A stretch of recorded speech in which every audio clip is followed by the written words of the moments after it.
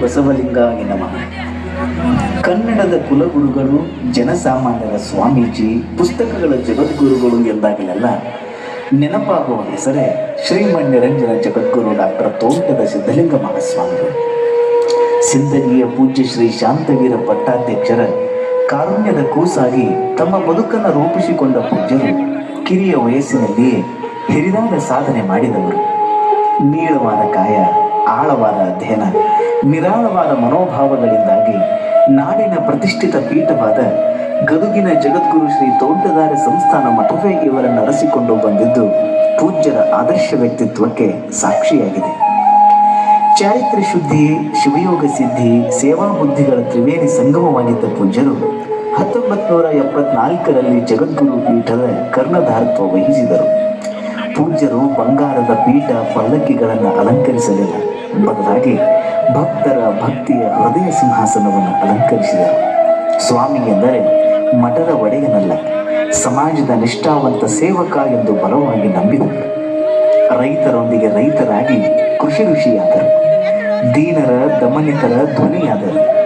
ಮಹೋನ್ನತ ಮೌಲ್ಯಗಳೊಂದಿಗೆ ಮಹಾನುಭಾವಿಗಳಾದರು. ವಿದ್ವತ್ ವಿರಾಗದ ವಿಭೂತಿ ಪುರುಷರಾದರು.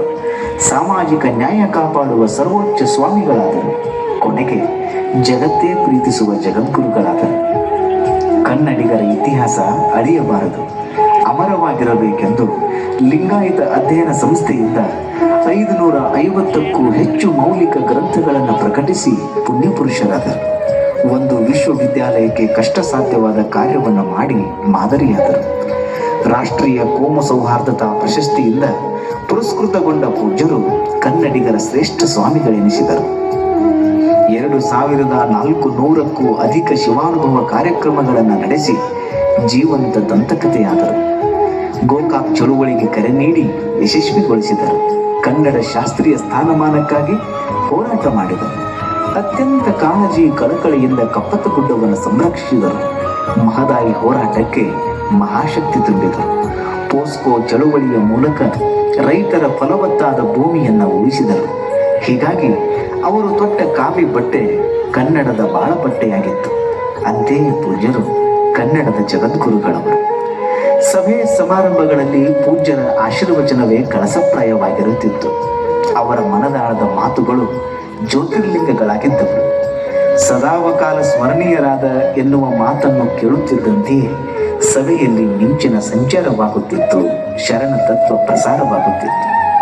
ಶರಣ ಧರ್ಮದ ಮಹಾದಂಡನಾಯಕರಾಗಿದ್ದ ಪೂಜ್ಯರು ಅಕ್ಟೋಬರ್ 20ನೇ ತಾರೀಖಿನಂದು ಬೆಳಗ್ಗೆ ಲಿಂಗದೊಳಗಾದರು ಎನ್ನುವ ಸುದ್ದಿ ತಿಳಿಯುತ್ತಿದ್ದಂತೆ ಗದಗ ನಗರವು ಅಕ್ಷರಶಃ ಗದ್ಗದಿಸಿತು.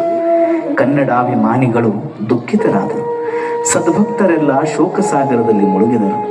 ಅಂದು ಎಲ್ಲರಿಗೂ ಹಗಲಿನಲ್ಲಿಯೇ ಸಂಜೆಯಾದ ಅನುಭವ.